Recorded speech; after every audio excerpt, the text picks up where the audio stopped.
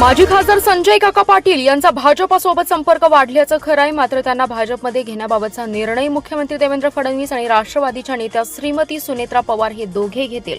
आज त्यांच्याबाबत काही चर्चा झालेली नसल्याचं स्पष्टीकरण भाजपचे ज्येष्ठ नेते पालकमंत्री चंद्रकांतदादा पाटील यांनी केलंय. पालकमंत्री पाटील म्हणाले, संजय काका पाटील हे उभाटा शिवसेनेचे नाहीत, शरद पवार राष्ट्रवादीचे नाहीत, ते अजित पवार राष्ट्रवादीचे आहेत. सहयोगी पक्षातील एक नेते असल्यामुळे भेटणे, कार्यक्रमांना जाणे होत असतं.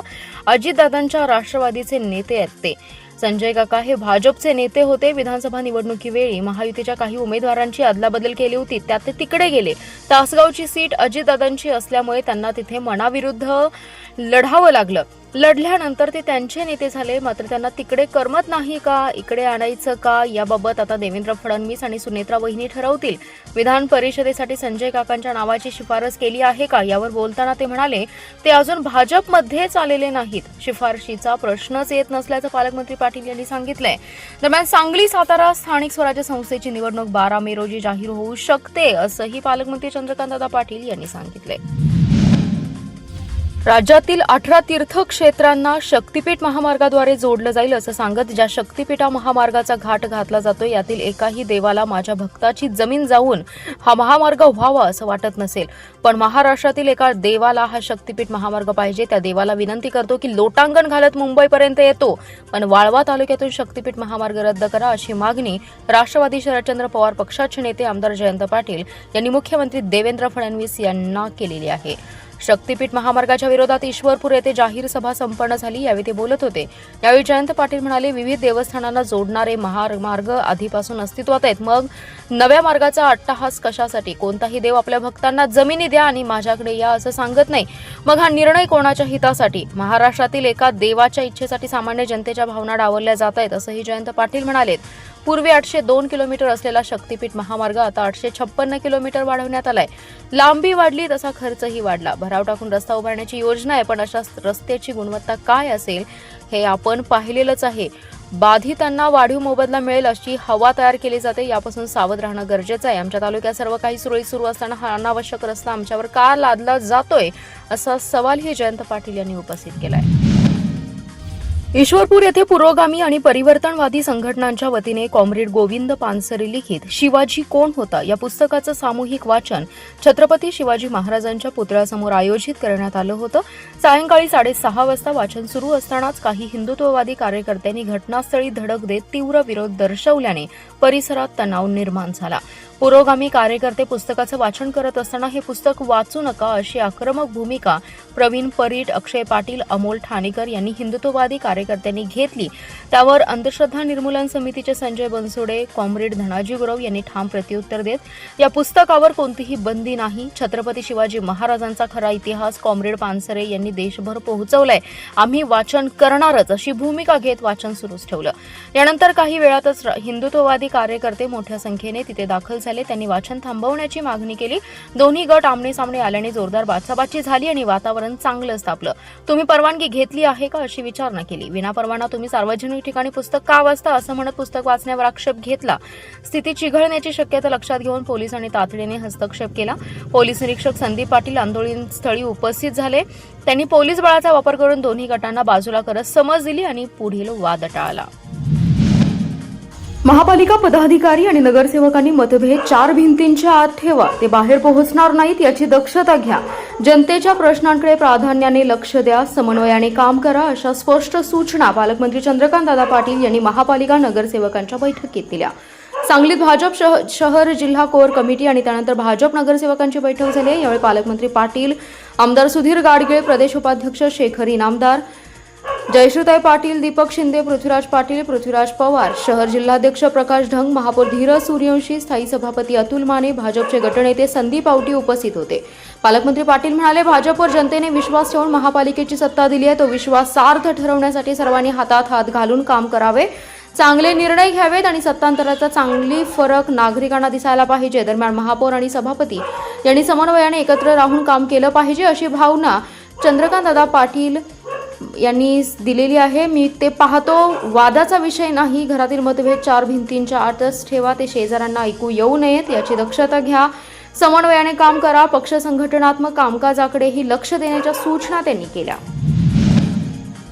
2 दिवसांपूर्वी झालेल्या वादळी वाऱ्यासह पाऊस आणि पालूस तालुक्यात शेती पिकांचं मोठं नुकसान झालंय. माजी आमदार पृथ्वीराज पाटील यांनी अंकलखोपमध्ये नुकसानग्रस्त शेतकरी हर्षवर्धन पाटील, रघुनाथ चौगुले, जयकर सूर्यवंशी आणि अनिल हजारे यांच्या बाधित पिकाची पाहणी केली. त्यांच्या झालेल्या नुकसानीची नुकसान भरपाई त्यांना तात्काळ सरकारकडून मिळवून देऊ असं आश्वासन दिलं.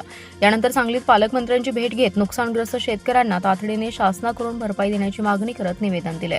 शेतकऱ्यांचं प्रचंड आर्थिक नुकसान झालं असून प्रशासनाने तात्काळ पंचनामे पूर्ण करावेत अशी विनंती त्यांनी चंद्रकांत पाटील यांना केली आहे. बाधित शेतकऱ्यांना जास्तीत जास्त नुकसान भरपाई मिळवून देण्यासाठी शासन स्तरावर पाठपुरावा करणार असल्याचंही त्यांनी यावेळी सांगितले. यावेळी चंद्रकांत पाटील, आनंदराव कुराडे, राजेंद्र जाधव, नवनाथ पाटील, धनाजी पाटील, तुषार पाटील, सागर सूर्यवंशी, प्रशांत पाटील, दिलीप सावंत, प्रवीण चौगुले, महेश चौगुले, मोहित पाटील, लक्ष्मण वारे, लतीफ कुलकर्णी, सचिन जाधव, जुबेर मुल्ला, अरविंद लांडगे इत्यादी कार्यकर्ते उपस्थित होते. वाळवा तालुक्यातील कामेरी येथील ग्रामदैवत भैरवनाथ देवाची यात्रा भैरोबाच्या नावानं चांगभलच्या गजरात उत्साहात पार पडली आहे. पहाटे पुजारी अशोक निळकंठ यांच्या हस्ते भैरवनाथाच्या मूर्तीस अभिषेक घालून विधिवत पूजा करण्यात आली. पहाटेपासून भाविकांनी दर्शनासाठी मोठी गर्दी केली होती. यावर्षी यात्रेमधील मोठ्या उत्साहात युवक वर्ग सहभागी झाला होता. त्यामुळे यावेळी बगाडाच्या 23 फेऱ्यांची नोंद करण्यात आली होती.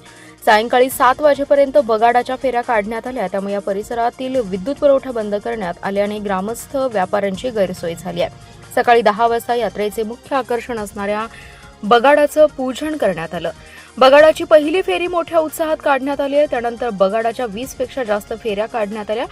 त्यानंतर रात्री पालखी काढण्यात आली. यावेळी बिरोबा श्रींची, बारपटे गल्लींची पालखी आणि भैरवनाथाची पालखी यांची भेट बाजारपेठेत हनुमान मंदिरासमोर झाली. यावेळी फटाक्यांची आतिषबाजी करण्यात आली. यात्रा सुरळीत पार पाडण्यासाठी विश्वस्त सुनील पाटील, सरपंच रणजित पाटील, बंडाकाका पाटील, यशवंत ग्लुकोजचे उपाध्यक्ष शहाजी पाटील, छगन पाटील, यात्रा समिती पदाधिकारी धनाजी पाटील, डॉल्बी मुक्त साजरी करण्यात आली. यासाठी पोलीस प्रशासन आणि यात्रा कमिटी त्यांनी केलेल्या आव्हानाला युवकांनी प्रतिसाद दिला. इयत्ता 8वी मधील विद्यार्थ्यांसाठी घेण्यात आलेल्या राष्ट्रीय प्रज्ञाशोध परीक्षेचा निकाल जाहीर झालाय. जिल्ह्यातील 364 विद्यार्थी शिष्यवृत्तीसाठी पात्र ठरलेत. या परीक्षेत वाकेश्वर माध्यमिक विद्यालय, वाकुर्डे बुद्रुक शाळेची प्रज्ञा दीपक दळवी पाटील हिने 200 पैकी 170 गुण मिळवत जिल्ह्यात प्रथम क्रमांक पटकावलाय. दरम्यान पात्र विद्यार्थ्यांनी पुढील 4 वर्ष प्रत्येकी 12,000 प्रमाणे 48,000 इतकी शिष्यवृत्ती मिळणार आहे. विद्यार्थ्यांची स्पर्धा परीक्षेची तयारी व्हावी यासाठी राष्ट्रीय प्रज्ञाशोध परीक्षा म्हणजेच NMSS परीक्षा घेतल्या जातात. या परीक्षा इयत्ता 8वी मध्ये शिकणारे विद्यार्थी यामध्ये पात्र असतात. सन 2025 ते 26 परीक्षेचा निकाल जाहीर झाला असून या परीक्षेत जिल्ह्यातील 176 शाळांमधील 364 विद्यार्थी राष्ट्रीय शिष्यवृत्तीसाठी पात्र झालेत. विज्ञान, गणित आणि बुद्धिमत्ता या विषयांवर 200 गुणांची परीक्षा घेतली जाते. वाकेश्वर माध्यमिक विद्यालय, वाकुर्डे बुद्रुक शाळेची प्रज्ञा दीपक दळवी पाटील हिने 200 पैकी 170 गुण मिळवून जिल्ह्यात प्रथम क्रमांक पटकावलाय. Vatsaladevi Desai girls high school and junior college आटपाडीच्या प्रज्ञा पतंग गिड्डे हिने 200 पैकी 161 गुण मिळवत द्वितीय, तर जिल्हा परिषद शाळा बोरगावच्या स्नेहा गणपत पाटील हिने 200 पैकी 158 आणि जनता माध्यमिक विद्यालय बांबवडेच्या श्रेया संजय पवार हिने 200 पैकी 158 गुण मिळवून तृतीय क्रमांक पटकावला. महापालिका क्षेत्रातील सर्व प्रभाग नगरसेवकांनी कार्यालय सुरू करा, नागरिकांच्या समस्या सोडवण्यासाठी सातत्याने उपलब्ध राहावे. दर आठवड्यात बैठक घेऊन महापालिकेच्या कारभाराचा स्वतः आमदारांच्या उपस्थितीत आढावा घेणार असल्याची माहिती पालकमंत्री चंद्रकांतदादा पाटील यांनी पत्रकारांशी बोलताना दिली आहे. जिवंत माणसात मतभेद असतात, ते सोडवण्याची व्यवस्था असली की विषय संपतात, असं भाष्यही महापालिकेतील पदाधिकाऱ्यांच्या वादावर त्यांनी केलं. भाजपच्या शहर जिल्हा कोर कमिटी आणि महापालिका नगरसेवकांची बैठक पालकमंत्री चंद्रकांतदादा पाटील यांच्या उपस्थितीत शनिवारी घेण्यात आली. यानंतर त्यांनी माध्यमांशी संवाद साधलाय. पालकमंत्री पाटील म्हणाले, बैठकीत तक्रारी कमी पण सूचना चांगल्या आल्या.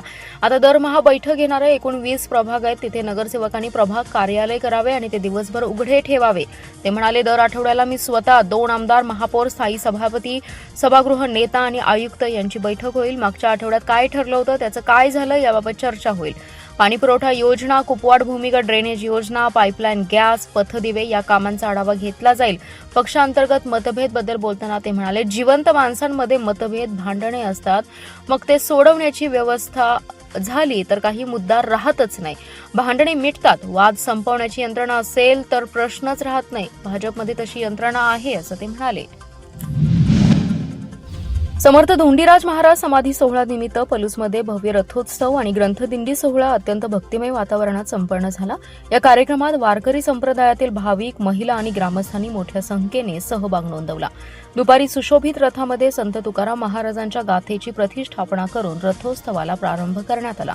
रथासमोर लेझिम पथकाने हदगीच्या तालावर चांगलाच सूर धरला.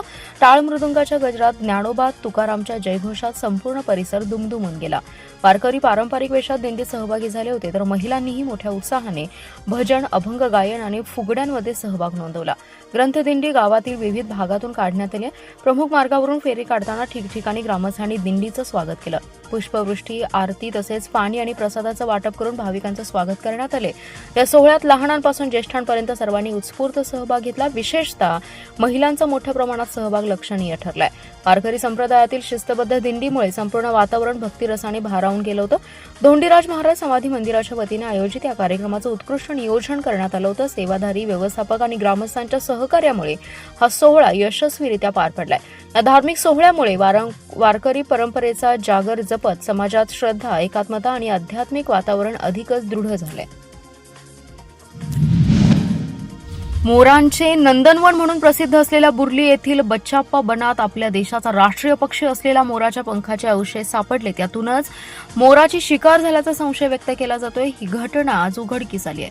बुर्ली येथील मंदिराजवळ नदीकडच्या बाजूला मोराची पिसे छिन्नविच्छिन्न अवस्थेत विखुरलेली पाहायला मिळाली, तर मोराच्या शरीराचा भाग गायब असल्याने ही शिकारच असल्याचं स्पष्ट होतंय. या घटनेमुळे परिसरात मोठी खळबळ उडाली असून पक्षीप्रेमींमधून तीव्र संताप व्यक्त होतोय. बंचाप्पा बन हे मोरांच्या वास्तव्यासाठी सुरक्षित आश्रयस्थान मानलं जातं. मात्र गेल्या 2-3 वर्षात या ठिकाणच्या लांडोरींच्या संख्येत मोठी घट झाल्याचं निरीक्षण पक्षी अभ्यासकांनी नोंदवले. त्यातच आता अशा प्रकारे राष्ट्रीय पक्षाचा बळी घेतला जात असल्याने येथील पक्षी वैभव धोक्यात आले. या घटनेबाबत तातडीने वन विभागाला पाचारण करण्यात आले असून वन विभागाने या प्रकरणाचा सखोल तपास करून दोषींवर कडक कायदेशीर कारवाई करावी अशी मागणी ग्रामस्थांकडून होत आहे.